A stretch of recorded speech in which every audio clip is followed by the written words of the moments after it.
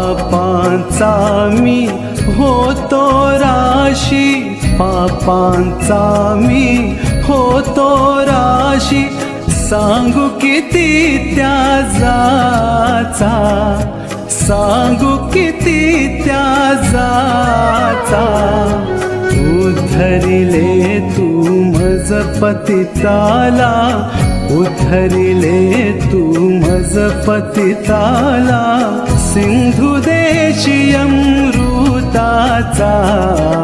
प्रभु मी कोणाचा कोणाचा, प्रभु मी कोणाचा कोणाचा. प्रभू येशू ख्रिस्ताच्या सर्वश्रेष्ठ नामात आपणांचं अभिवादन. पवित्र शास्त्र बायबलमध्ये मत्ते कृत शुभवर्तमानाच्या 12व्या अध्यायातील 22व्या वचनामध्ये असे लिहिले आहे, मग आंधळा व मुका असलेल्या एका भूतग्रस्ताला त्याच्याकडे आणले आणि त्याने त्याला बरे केले. तेव्हा तो मुका बोलू व पाहू लागला. लोक प्रभू येशू ख्रिस्ताकडे दुष्टात्मा लागलेल्या एका आंधळ्या व मुक्या मनुष्याला घेऊन आले. दुष्टात्मे भ्रष्ट झालेले व परमेश्वराच्या समक्षतेतून हुसकावून लावलेले स्वर्गातील दूत आहेत. परमेश्वराने नरक त्यांच्यासाठी बनविला व त्यांचा अंत या नरकातच होणार आहे. मनुष्य परमेश्वराची सर्वश्रेष्ठ निर्मिती आहे. त्यामुळे हे दुष्टात्मे मनुष्यांना भ्रष्ट करण्याचा प्रयत्न करीत असतात.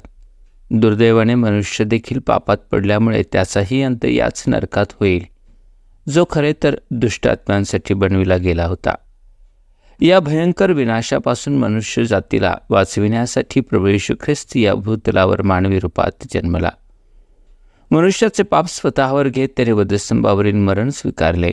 तो मरण, कबर व सैतानाचा पराभव करीत पुन्हा जिवंत झाला.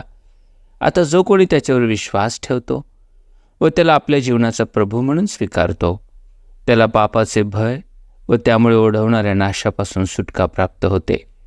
तो स्वर्गातील सार्वकालिक जीवनाचा वाटेकरी होतो. आपल्यालाही हा वाटा मिळावा म्हणून प्रभू येशू ख्रिस्तावर विश्वास ठेवण्यास परमेश्वर आपले सहाय्य करो. धन्यवाद. प्रभु मी कोणाचा कोणाचा, माझा नच इतरांचा, माझा नच इतरांचा. प्रभु मी कोणाचा कोणाचा.